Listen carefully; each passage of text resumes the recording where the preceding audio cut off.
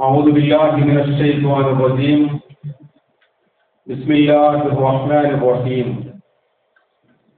وما خلقت الجن والإنس إلا ليعبدون ما أريد منهم من رزق وما أريد أن يطعمون إن الله هو الرزاق ذو القوة المتين صدق الله العلي العظيم.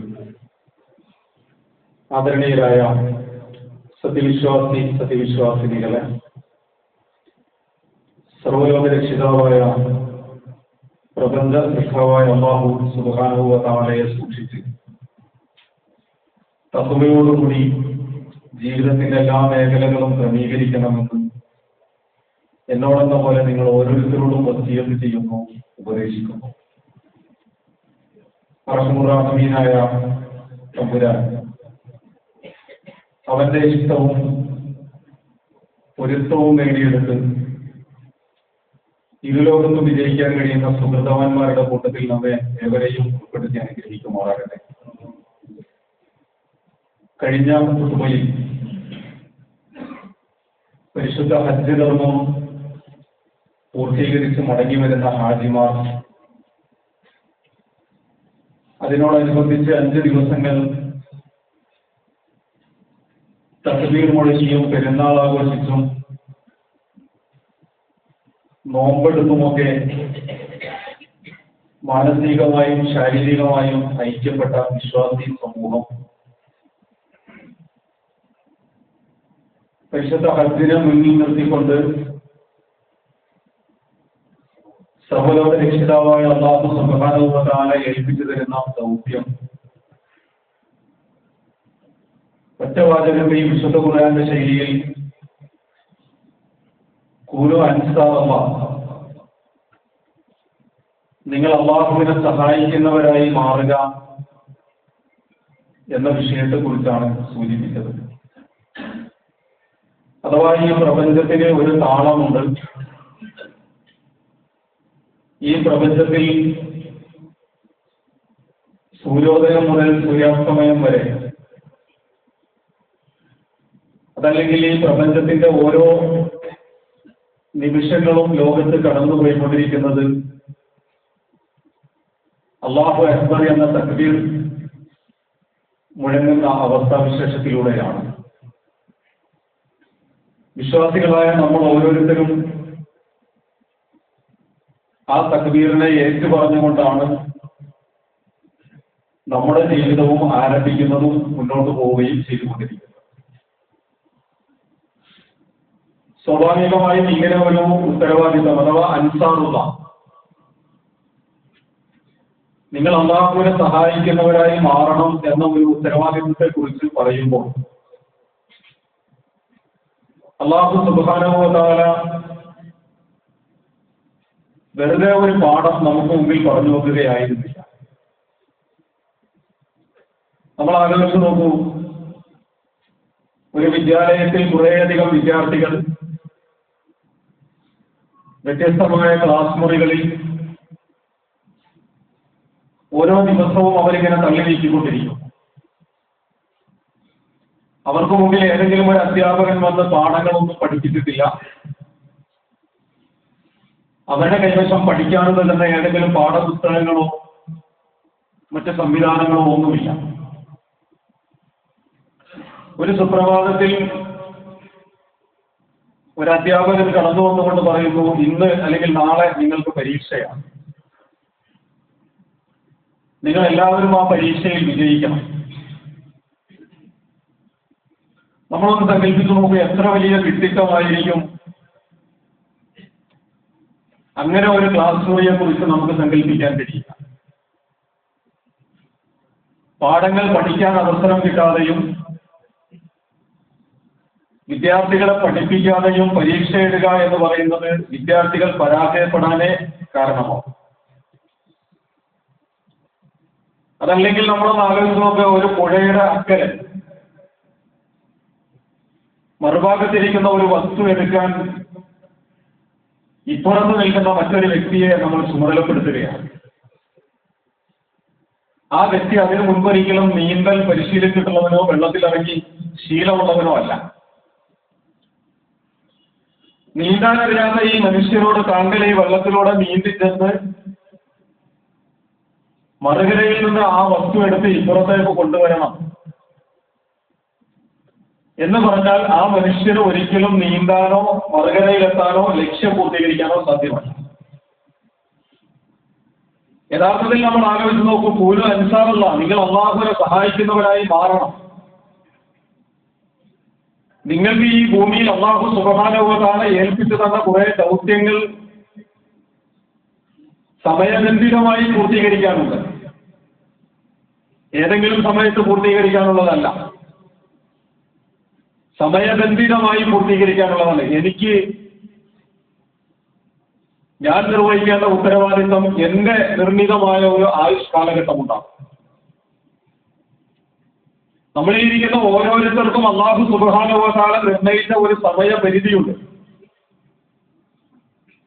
ആ സമയപരിധി എന്ന് പറയുന്നത്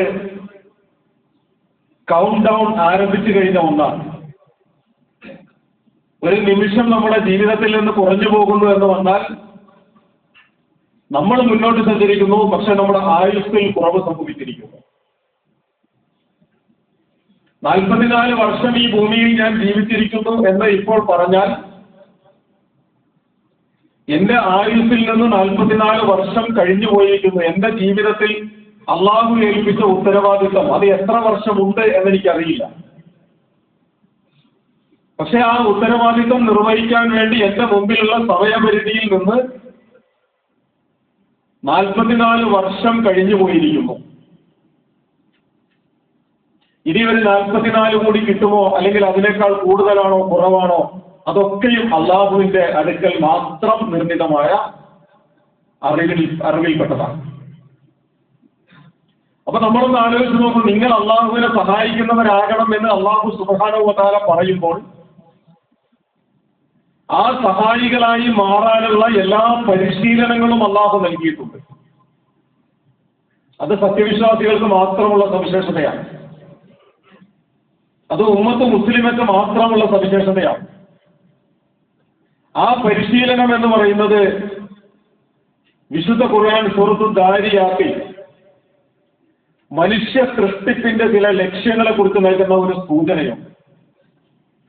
നമ്മൾ ആലോചിച്ച് നോക്കൂ, ഭൂമിയിൽ മനുഷ്യര് മാത്രമല്ല, അനേകം ജീവജാലങ്ങളുണ്ട്. ആ ജീവജാലങ്ങളെ നമ്മൾ കാറ്റഗറിയായി തരംതിരിച്ചാൽ പോലും മനുഷ്യരുണ്ട്, മൃഗങ്ങളുണ്ട്, മലക്കുകളുണ്ട്. ഈ 3 ജീവിവർഗത്തിനും അതിൻ്റെതായ ചില സവിശേഷതകളുമുണ്ട്. മൃഗങ്ങളെ സംബന്ധിച്ചിടത്തോളം നമുക്കറിയാം, വലിയ വിശദാംശങ്ങളൊന്നുമില്ലാതെ തന്നെ പറഞ്ഞാൽ ധാർമ്മിക സദാചാര പരിധികൾ ഒന്നും പാലിക്കേണ്ടതില്ലാത്ത ഒരു വർഗം. യഥേഷ്ടം തിന്നാം, യഥേഷ്ടം കുടിക്കാം, ജീവിതത്തിൽ പ്രത്യേകിച്ച് ഉദ്ദേശ ലക്ഷ്യങ്ങളൊന്നും ഇല്ല. മറ്റൊരർത്ഥത്തിൽ പറഞ്ഞാൽ മരണാനന്തര ജീവിതത്തെക്കുറിച്ച് ഒരു സങ്കല്പവും ഇല്ലാത്തതുകൊണ്ട്, അങ്ങനെയാണല്ലോ, മനുഷ്യരെ പോലെ മരണാനന്തര ജീവിതത്തെക്കുറിച്ച് സങ്കല്പം ജീവജാലങ്ങൾക്കുണ്ടോ? ഞാൻ നാളെ മരണപ്പെടേണ്ടവനാണ്, എന്റെ റബ്ബിനെ കണ്ടുമുട്ടേണ്ടവനാണ്, ആ റബ്ബിന്റെ മുമ്പിൽ എനിക്ക് എന്റേതായ കർമ്മങ്ങളെക്കുറിച്ച് വിചാരണയുണ്ടാകും, ഞാൻ എന്റെ നാഥന്റെ മുമ്പിൽ എല്ലാ ചോദ്യം ചെയ്യലുകൾക്കും ശേഷം സ്വർഗനരകങ്ങൾ വീതമൊക്കെ സ്വർഗമോ നരകമോ ലഭിക്കാൻ അർഹതയുള്ളവനായി തീരും. അങ്ങനെ ഒരു സങ്കല്പം ജീവജാലങ്ങൾക്കില്ല.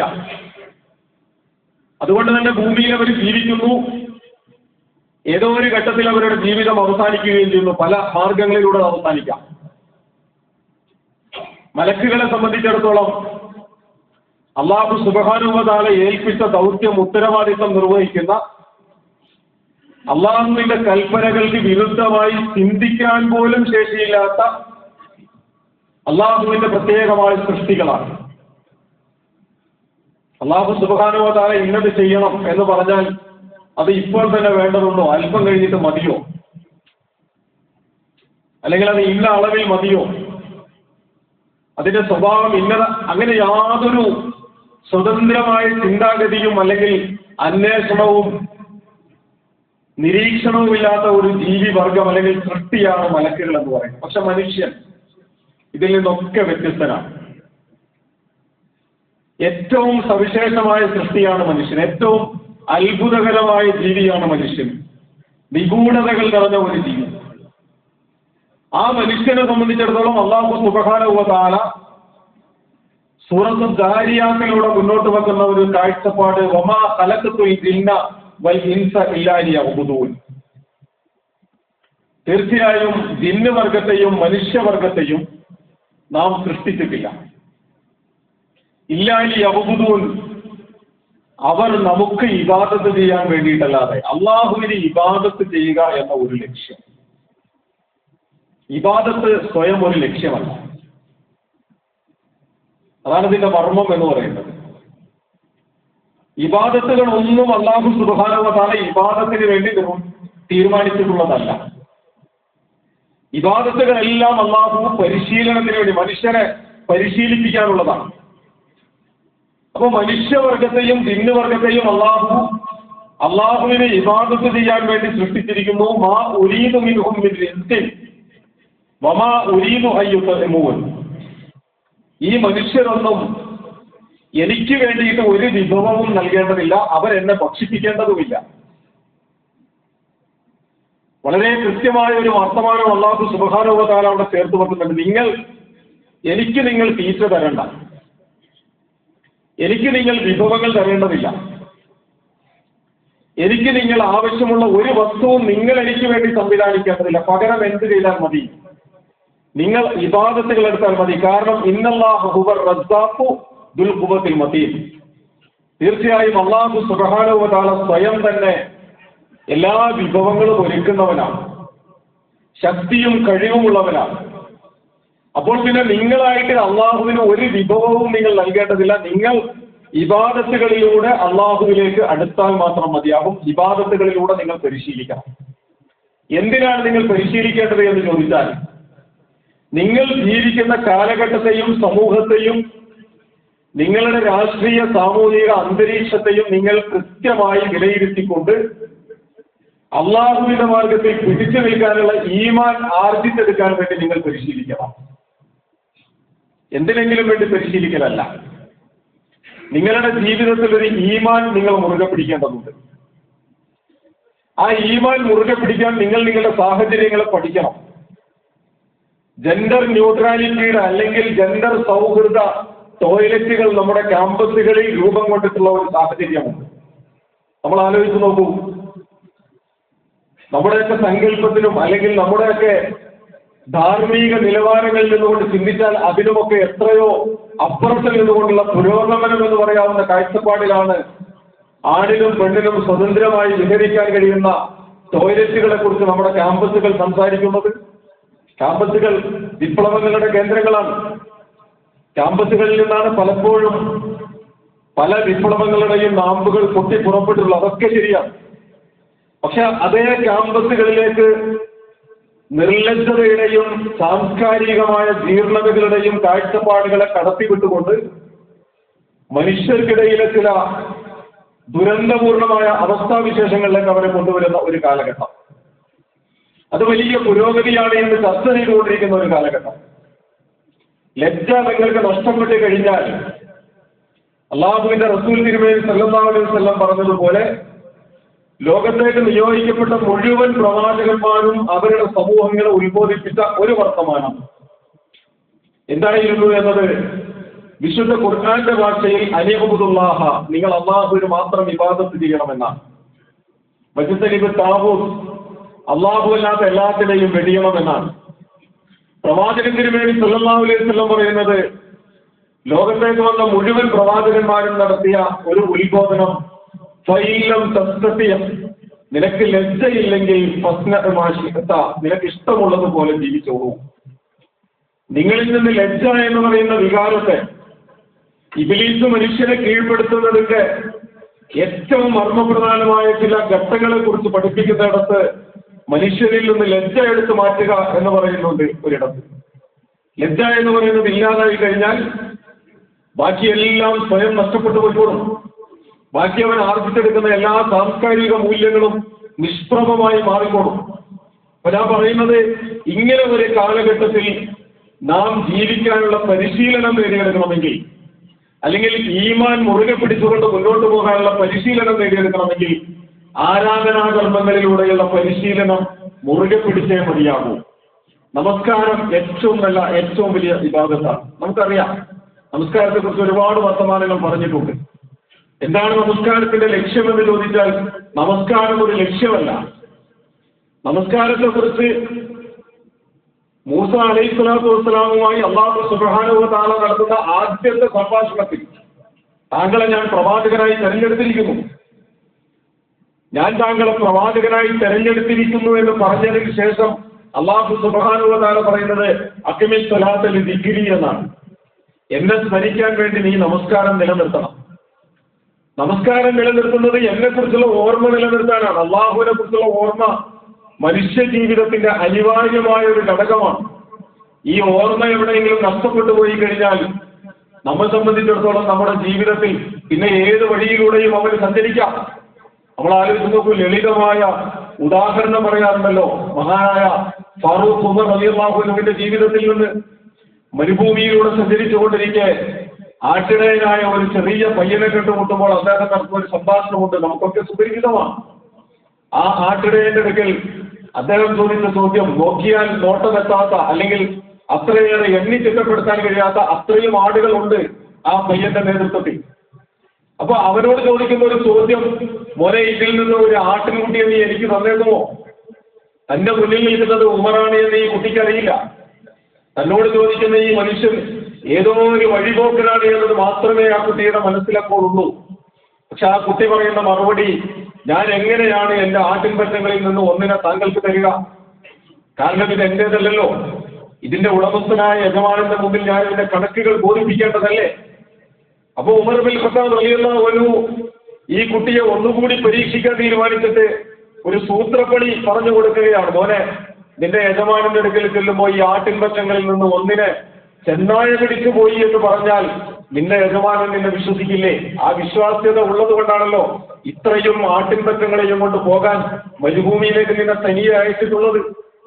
അപ്പൊ അങ്ങനെ ഒരു കളവ് നിനക്ക് പറഞ്ഞുകൂടെ എന്ന് ചോദിക്കുമ്പോ ഈ കുട്ടി വളരെ നിസ്സാര ഭാവത്തിൽ ഉമറിന്റെ മുഖത്ത് നോക്കിയിട്ട് ചോദിക്കുന്ന ചോദ്യം, ഞാൻ ചെന്ന് അങ്ങനെ പറഞ്ഞാൽ, ആട്ടിൻകുട്ടിയെ ചെന്നായ പിടിച്ചു എന്ന് പറഞ്ഞാൽ എന്റെ യജമാനൻ ഒരു പക്ഷെ വിശ്വസിച്ചേക്കാം. പക്ഷെ എല്ലാം കാണുന്ന അള്ളാഹുവിന്റെ കണ്ണിൽ നിന്ന് അതിനെ മറച്ചു വെക്കാൻ എനിക്ക് കഴിയില്ലല്ലോ. അള്ളാഹുവിന്റെ മുമ്പിൽ ഞാൻ എന്ത് മറുപടിയാണ് പറയുക എന്ന ഒരു ചോദ്യം തിരികെ ചോദിക്കുന്നത്. പ്രിയമുള്ളവർ, അവിടെയാണ് അള്ളാഹുവിനെ കുറിച്ചുള്ള ഓർമ്മ മനസ്സിൽ കാത്തു സൂക്ഷിക്കുന്നതിന്റെ ആ ദൃഢബോധ്യം എന്താണ് എന്നുള്ളത് നമ്മൾ പഠിക്കുക. അള്ളാഹുവിനെ കുറിച്ചുള്ള ഓർമ്മയുള്ള ഒരു കുട്ടി, അവനാണ് ഈ പറയുന്നത്, എല്ലാം എനിക്ക് മറച്ചു വെക്കാം, എല്ലാവരുടെയും കണ്ണുവെട്ടിക്കാം. അതുപോലെ തന്നെയാണല്ലോ മറ്റൊരിക്കൽ അതേ ഉമർ ബിൻ ഖത്താബ് റളിയല്ലാഹു അൻഹു പാതിരാത്രിയിൽ വേഷപ്രസന്നനായി ഇങ്ങനെ കറങ്ങി നടക്കുമ്പോൾ ഒരു വീട്ടിൽ നിന്ന് ചെറിയ ഒരു അരണ്ട വെളിച്ചം കാണുമ്പോൾ എന്താണ് ആ വീട്ടിൽ സംഭവിക്കുന്നത് എന്നറിയാൻ കാതോർത്തു നിൽക്കുന്ന ഒരു രംഗമുണ്ട് ചരിത്രത്തിൽ. കാതോർത്തു നിൽക്കുമ്പോൾ അകത്തു നിന്നൊരു ഉമ്മയും മകളും തമ്മിലുള്ള സംഭാഷണമാണ്. പാല് വിറ്റ് ഉപജീവനം നടത്തുന്ന ഒരു കുടുംബത്തിന്റെ പ്രയാസം നിറഞ്ഞ ഒരു വർത്തമാനം അവിടെ കേൾക്കുന്നുണ്ട് അദ്ദേഹം. ആ കേൾക്കുന്നത് ഈ ഉമ്മ മകളോട് പറയുന്ന വാക്ക്, വെളുപ്പിന് കൊണ്ടുപോയി നേരം പുലർന്നാൽ കൊണ്ടുപോയി വിൽക്കാനുള്ള പാലിൽ ഒരൽപ്പം വെള്ളം ചേർക്കണമെന്നാണ്. ഈ പെൺകുട്ടി ഉമ്മയോട് പറയണമോ, ഉമ്മ എങ്ങനെയാണ് വെള്ളം ചേർക്കുക? അത് ഖലീഫ ഉമർ വിരോധിച്ചിട്ടുള്ളതല്ലേ? അപ്പൊ ഈ ഉമ്മയും തിരിച്ചു പറയുന്നുണ്ട്, മോളെ, ഈ പാതിരാത്രി ഏത് ഖലീഫ, ഏത് ഉമർ കേൾക്കാനാ, ഏത് ഉമർ കാണാനാണ്? ആരും കാണാനില്ലല്ലോ. അതുകൊണ്ട് ഈ പാതിരാത്രിയിൽ ഒരൽപ്പം വെള്ളം അതിലേക്ക് ചേർക്കാം എന്ന് പറയുമ്പോൾ ഈ പെൺകുട്ടി പറയുന്ന മറുപടി, ഉമ്മ പറഞ്ഞത് ശരിയാണ്, ഒരുപക്ഷെ ഉമർ ഈ പാതിരാത്രി ഇത് കണ്ടുകൊള്ളണമെന്നില്ല. പക്ഷേ ഏത് പാതിരാത്രിയിലും നമ്മെ നിരീക്ഷിച്ചു കൊണ്ടിരിക്കുന്ന ഒരു റബ്ബ് നമ്മെ കാണുന്നുണ്ടല്ലോ. ആ റബ്ബിന്റെ മുമ്പിൽ നമ്മൾ എന്ത് മറുപടി പറയുമെന്ന് ചോദിക്കുന്ന ഒരു ചോദ്യമുണ്ട്. പ്രിയമുള്ളവരെ, നമ്മൾ ആലോചിച്ച് നോക്കൂ, ഈ കാലഘട്ടത്തിൽ എന്തെല്ലാം വസ്തുക്കൾ, എന്തെല്ലാം പദാർത്ഥങ്ങൾ നമ്മൾ അങ്ങാടികളിൽ നിന്ന് വാങ്ങുന്നു, എന്തെല്ലാം വിൽപ്പന തിരക്കുകൾ നമ്മൾ വിൽക്കുന്നു. ചെറിയ ഒരു ലാഭത്തിന് വേണ്ടി പോലും മനുഷ്യരെ മാരകമായ അസുഖങ്ങളിലേക്ക് തള്ളിവിടുന്ന എന്തെല്ലാം മായം ചേർത്തുകൊണ്ടാണ്, എന്തെല്ലാം പദാർത്ഥങ്ങൾ ചേർത്തുകൊണ്ടാണ് അങ്ങാടികളിൽ വിറ്റഴിക്കപ്പെടുന്നത്. തൂക്കം കൂടാൻ വേണ്ടി, ലാഭം കൂടുതൽ കിട്ടാൻ വേണ്ടി, കൂടുതൽ കാലയളവ് ഇരിക്കാൻ വേണ്ടി, കൂടുതൽ രുചികരമാകാൻ വേണ്ടിയിട്ട്, കൂടുതൽ ആസ്വാദ്യകരമായി മനുഷ്യർക്ക് നമ്മൾ ആലോചിച്ച് നോക്കൂ. ഉമർ ഇബ്നുൽ ഖത്താബ് റളിയല്ലാഹു അൻഹുവിനോട് അല്ലെങ്കിൽ അദ്ദേഹം കേൾക്കുന്ന ഈ സംഭാഷണത്തിലെ ആ കൊച്ചു പെൺകുട്ടിയുടെ ഒരു ധാർമ്മികത ആര് കണ്ടാലും ആര് കേട്ടാലും, ആര് കണ്ടില്ലെങ്കിലും ആര് കേട്ടില്ലെങ്കിലും സർവ്വലോക രക്ഷിതാവായ അല്ലാഹു സുബ്ഹാനഹു വ തആലയുടെ കണ്ണു വെട്ടിക്കാൻ നമുക്ക് കഴിയില്ലല്ലോ എന്ന് പറയുന്ന ആ ഒരു പരിശീലനമാണ് യഥാർത്ഥത്തിൽ നമ്മുടെ ഓരോരുത്തരുടെയും ആരാധനാ കർമ്മങ്ങളിലൂടെ നേടിയെടുക്കേണ്ടത് എന്നാണ് പറഞ്ഞതിന്റെ ചുരുക്കം. നമ്മൾ നമസ്കരിക്കുന്നത് നമസ്കാരത്തിന് വേണ്ടിയല്ല. നമ്മൾ നമസ്കരിക്കുന്നത് അള്ളാഹുവിനെ കുറിച്ചുള്ള ഓർമ്മ നിലനിർത്താൻ വേണ്ടിയാണ്. അള്ളാഹുവിനെ കുറിച്ചുള്ള സ്മരണ ജീവിതത്തിൽ നിലനിർത്താൻ വേണ്ടിയിട്ടാണ്. ഒരു സഹോദരൻ ഇസ്ലാമിലേക്ക് കടന്നു വന്ന ഒരു രംഗത്തെ കുറിച്ച് അദ്ദേഹം പറയുകയുണ്ടായി. മുമ്പ് എനിക്ക് സൂചിപ്പിച്ചിട്ടുണ്ട്. കണ്ണൂർ ജില്ലയിലുള്ള സ്കൂൾ അധ്യാപകനായ ഒരു മനുഷ്യനാണ്. അദ്ദേഹം സാധാരണഗതിയിൽ എല്ലാ ദിവസവും സ്കൂളിലേക്ക് പോകുന്നത് ട്രെയിനിൽ യാത്ര ചെയ്തുകൊണ്ട് സീസൺ ടിക്കറ്റ് എടുത്ത് ട്രെയിനിൽ യാത്ര ചെയ്തുകൊണ്ടാണ്. സീസൺ ടിക്കറ്റ് എടുത്ത് യാത്ര ചെയ്യുന്ന ഒരുപാട് യാത്രക്കാർ എല്ലാ ദിവസവും ഒരേ കമ്പാർട്ട്മെന്റിൽ നിരന്തരം കണ്ടുമുട്ടുന്ന പരിചിതരായി തീർന്ന മുഖങ്ങളുണ്ട്.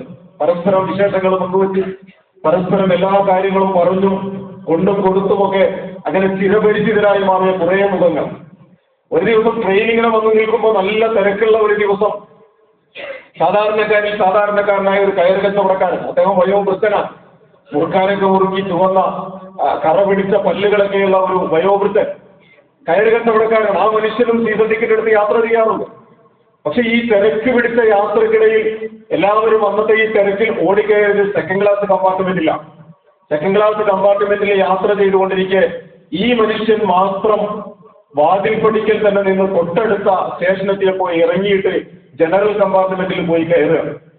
തൊട്ടടുത്ത ദിവസം ഇതേ ആളുകളെ തൊട്ടടുത്ത ദിവസം റെയിൽവേ സ്റ്റേഷനിൽ വീണ്ടും കണ്ടുമുട്ടിയപ്പോൾ ഈ സ്കൂൾ അധ്യാപകൻ ഈ കയറ് കച്ചവടക്കാരനായ മനുഷ്യന്റെ അടുത്ത് വന്നിട്ട് ഒരു ഫലിതം കലർന്ന മട്ടിൽ ചോദിച്ചു, എന്തിനാണ് മാഷെ താങ്കൾ ഈ മാറിക്കയറാൻ നിന്നത്? അങ്ങനെ മാറിക്കയറേണ്ടതുണ്ടോ?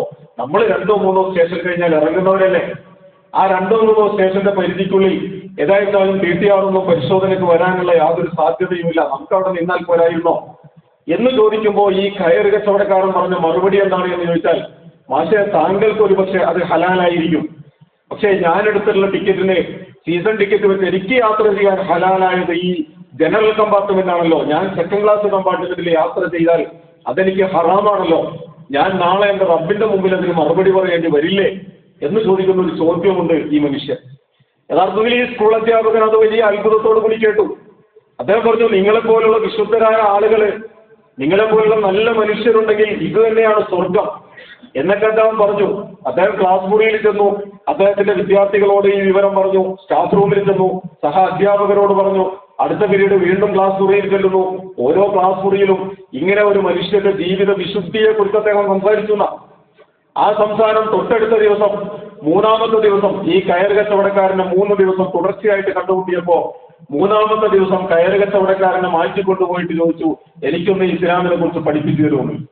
ഇസ്ലാമിനെ കുറിച്ച് താങ്കളെ ഈ ജീവിത വിശുദ്ധി ഇങ്ങനെ നിലനിർത്താൻ കാത്തു സൂക്ഷിക്കുന്ന ഈ ഇസ്ലാം ഉണ്ടല്ലോ, അതെനിക്കൊന്ന് പഠിപ്പിച്ചു തരുമോ എന്ന് ചോദിച്ചു.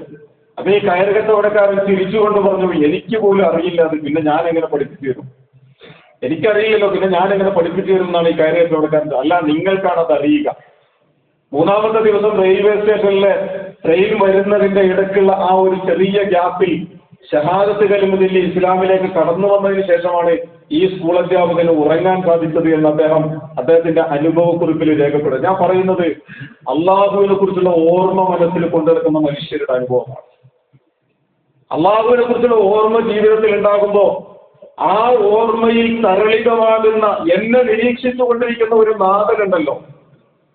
ഞാനിപ്പോൾ ചെയ്തുകൊണ്ടിരിക്കുന്ന ഈ കർമ്മങ്ങളുടെ മുഴുവൻ റിപ്പോർട്ടുകൾ നാളെ ആ റബ്ബിന്റെ മുമ്പിൽ ഞാൻ സമർപ്പിക്കേണ്ടി, ആ ഒരു നിരീക്ഷണ ബോധം നേടിയെടുക്കലാണ് യഥാർത്ഥത്തിൽ നമ്മുടെ ആരാധനാ കർമ്മങ്ങളിലൂടെ നേടിയെടുക്കാനുള്ള പരിശീലനം എന്നാണ് ഞാൻ. ഈ പരിശീലനം ഉണ്ടല്ലോ, നമ്മൾ ആലോചിച്ച് നോക്കൂ. ഇപ്പോ ഫലസ്തീനികളെ കുറിച്ച് നമ്മൾ പറയും, ഏറ്റവും നല്ല ഉദാഹരണമാണ് ലോകത്തിന്റെ മുമ്പിൽ നമ്മൾ കണ്ടുകൊണ്ടിരിക്കുന്ന ഉദാഹരണമാണല്ലോ ഫലസ്തീനികളുടെ ഉദാഹരണം. ബൈത്തുൽ മുഖദ്ദസിന്റെ വിമോചനത്തിന് വേണ്ടിയാണ്. ബൈത്തുൽ മുഖദ്ദസ് ഇതിനു മുമ്പ് വിമോചിപ്പിക്കപ്പെട്ട 2 സന്ദർഭങ്ങളുണ്ട്. ഒന്ന് ഫറൂഖ് ഉമർ റളിയല്ലാഹു അൻഹുവിന്റെ കാലഘട്ടത്തിലാണ്, മറ്റൊന്ന് സലാഹുദ്ദീൻ അയ്യൂബിയുടെ കാലഘട്ടത്തിലാണ്. സലാഹുദ്ദീൻ അയ്യൂബിയുടെ കാലഘട്ടത്തിൽ ഈ ഫലസ്തീനിലെ ഈ ബൈത്തുൽ മുഖദ്ദസിന്റെ വിമോചനം നടക്കുന്നത് 1-2 മാസം കൊണ്ടോ അല്ലെങ്കിൽ 10-15 മാസം കൊണ്ടോ അല്ലെങ്കിൽ വർഷങ്ങൾ കൊണ്ടോ അല്ല. ഞാൻ മുമ്പൊരിക്കൽ ഒരു ഖുതുബയിൽ അത് അങ്ങനെ തന്നെ പറഞ്ഞിട്ടുണ്ട്. 195 വർഷമാണ്. 3-4 തലമുറ കഴിഞ്ഞു പോയിട്ടുണ്ടാവുകയാണ്. 195 വർഷം എന്ന് പറയുമ്പോൾ കുരിശ് യോദ്ധാക്കളുമായിട്ട് നിരന്തരമായ ഏറ്റുമുട്ടലുകളാണ്. ഈ 195 വർഷങ്ങൾക്ക് ശേഷം സലാഹുദ്ദീൻ അയ്യൂബി റഹ്മത്തുള്ളാഹി അലൈഹി ഖുദ്സ് വിമോചിപ്പിച്ചത് എങ്ങനെയാണ്? വലിയ മാജിക് അല്ലല്ലോ. അദ്ദേഹം വിമോചിപ്പിക്കുക എന്ന് പറയുന്നത് 10,000-ഓളം വരുന്ന മുസ്ലിം സമൂഹത്തെ മാറ്റിയെടുക്കും. ആ 10,000-ഓളം വരുന്ന മുസ്ലിം സമൂഹത്തെ ഒരു വർഷക്കാലം തഹജ്ജുദ് നമസ്കാരം ഉൾപ്പെടെ 5 നേരത്തെ നമസ്കാരം അതിന്റെ കൃത്യമായ സമയങ്ങളിൽ നമസ്കരിപ്പിച്ചു. എങ്ങനെ? ജിബ്രീൽ അലൈഹിസ്സലാത്തു വസ്സലാം പരിശീലിപ്പിച്ചു എന്ന് പറഞ്ഞില്ലേ? മിഹ്റാജിന്റെ യാത്രക്ക് പോകുന്നതിന്റെ 2 ദിവസം മുമ്പ്, മിഹ്റാജിന്റെ യാത്രയുടെ 2 ദിവസം മുമ്പ് ജിബ്രീൽ അലൈഹിസ്സലാത്തു വസ്സലാം അല്ലാഹുവിന്റെ റസൂൽ സല്ലല്ലാഹു അലൈഹി വസല്ലമയെ പരിശീലിപ്പിച്ചതാണ് നമസ്കാരം. 5 നേരം നമസ്കാരത്തിന്റെ ആദ്യത്തെ ദിവസം വന്നുകൊണ്ട് നമസ്കാരത്തിന്റെ ആദ്യത്തെ ടൈം അവ്വൽ വക്തിൽ നമസ്കരിക്കാൻ ശീലിപ്പിച്ചു. 2ാമത്തെ ദിവസം വന്നുകൊണ്ട് നമസ്കാരത്തിന്റെ അവസാനത്തെ സമയത്ത് ഈ 2 സമയങ്ങൾക്കിടയിലാണ് ഓരോന്നിന്റെയും വക്ത്.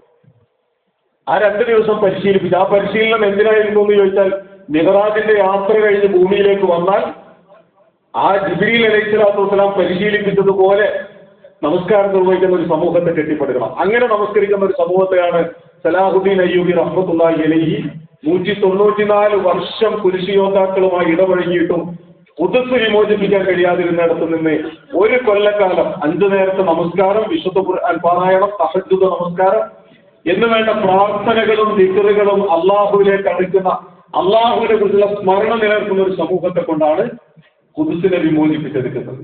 അതാണ് പരിശീലനം എന്ന് പറയുന്നത്. ഞാൻ പറഞ്ഞതിന്റെ ചുരുക്കം എന്താണെന്ന് ചോദിച്ചാൽ, കഴിഞ്ഞ ഖുതുബയിൽ പറഞ്ഞതുപോലെ കൂനു അൻസാറല്ല, നിങ്ങൾ അള്ളാഹുവിനെ സഹായിക്കുന്നവരായി മാറണം. അള്ളാഹുവിനെ സഹായിക്കുന്നവരായി മാറുക എന്ന് പറഞ്ഞാൽ അത് വിശുദ്ധ ഖുർആന്റെ ഭാഷ്യമാണ്.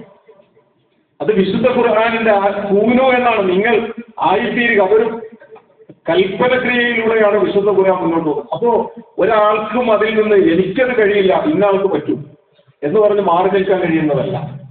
എല്ലാവരും അതിൽ ഇൻവോൾവ്ഡ് ആണ്. കഴിയുന്ന രീതി അള്ളാഹുവിനെ എങ്ങനെ സഹായിക്കണമെന്ന് ചോദിച്ചാൽ, നമ്മുടെ ആരാധനാകർമ്മങ്ങളിലൂടെ നമ്മൾ നേടിയെടുക്കുന്ന പരിശീലനം കൊണ്ട് പരലോക ചിന്തയിൽ അധിഷ്ഠിതമായ ഒരു ജീവിതം കെട്ടിപ്പടുത്താൽ എല്ലാം സഫലമാണ്. പരലോകത്തിൽ ഞാൻ മരിക്കാനുള്ളവന്, ഇന്നല്ലെങ്കിൽ നാളെ എന്റെ ജീവിതം കഴിഞ്ഞിരിക്കുന്നു. എന്റെ റൂഹിനെ എപ്പോൾ കൊണ്ടുപോകണമെന്ന അവസരത്തിന് വേണ്ടി കാത്തിരിക്കുന്ന മരണത്തിന്റെ മാലാക എന്റെ കൂടെ തന്നെ സഞ്ചരിച്ചു കൊണ്ടിരിക്കുന്നുണ്ട്. ഒരു നിമിഷം പോലും മുന്തിക്കാനോ പിന്തിക്കാനോ കഴിയാതെ. അപ്പൊ ആ മരണത്തിന് ശേഷം ഞാൻ കണ്ടുമുട്ടേണ്ട ഒരു റബ്ബ്, ആ റബ്ബിന്റെ മുമ്പിലേക്കുള്ള യാത്രയിൽ ഞാൻ കൊണ്ടുചെല്ലേണ്ട എന്റെ ഈ ജീവിതം ഇതാണോ നീ കൊണ്ടുവന്നത് എന്ന് അള്ളാഹു നാളെ ചോദിച്ചാൽ, ഇതൊന്നുമില്ലല്ലോ. ഈ കാലയളവ് നിനക്ക് ഭൂമിയിൽ ജീവിക്കാൻ അവസരം നൽകിയിട്ട് നിനക്കുള്ള എല്ലാ അനുഗ്രഹങ്ങളും ചെയ്തെന്നിട്ട് ഇതാണോ നീ കൊണ്ടുവന്നത്? നിന്റെ ജീവിതത്തിന്റെ ഭാണ്ഡം ശൂന്യമാണല്ലോ. അല്ലെങ്കിൽ ഇത്രയും കാലം മുഴുവൻ നീ വെള്ളം കോരിയത് ഈ ദ്വാരമുള്ള കൊട്ടയിലായിരുന്നല്ലോ എന്ന അർത്ഥത്തിൽ നമ്മുടെ ജീവിതം നിഷ്ഫലമായി പോയി കഴിഞ്ഞാൽ, പ്രിയമുള്ളവരെ, നമ്മൾ ആലോചിച്ച് നോക്കും, എത്ര വലിയ നഷ്ടത്തിലാണ് നമ്മൾ പതിക്കാൻ പോകുന്നത്. നമ്മൾ ജീവിക്കുന്ന ഈ കാലഘട്ടത്തിൽ നമ്മൾ ജീവിച്ചേ മതിയാവും. നമ്മളായിട്ട് തന്നെ ജീവിച്ചേ മതിയാവും. മുസ്ലിമായിട്ട് ജീവിച്ചേ മതിയാവും. അള്ളാഹുവിന്റെ ഒരു ദീനും അള്ളാഹുവിന്റെ സംസ്കാരവും മുറുകെ പിടിച്ച് ജീവിച്ച ആ ജീവിതം നമ്മൾ കെട്ടിപ്പടുക്കണമെങ്കിൽ ആരാധനാകർമ്മങ്ങൾ കൊണ്ട് അള്ളാഹു സുബ്ഹാനഹു വ തആല ഉദ്ദേശിച്ച ലക്ഷ്യം വ്യക്തിപരമായി എന്റെ ജീവിതത്തിൽ നേടിയെടുക്കേണ്ട പരിശീലനം, ആ പരിശീലനം അള്ളാഹുവിനെ കുറിച്ചുള്ള ഓർമ്മ നിലനിർത്തൽ, തഖ്വാബോധം നിലനിർത്തൽ തുടങ്ങിയിട്ട് അങ്ങനെ ഒരുപാട് സംഗതികൾ നമുക്ക് ചേർത്ത് പറയാൻ കഴിയും. അത് നമ്മുടെ ജീവിതത്തിൽ ഉണ്ടാകണം.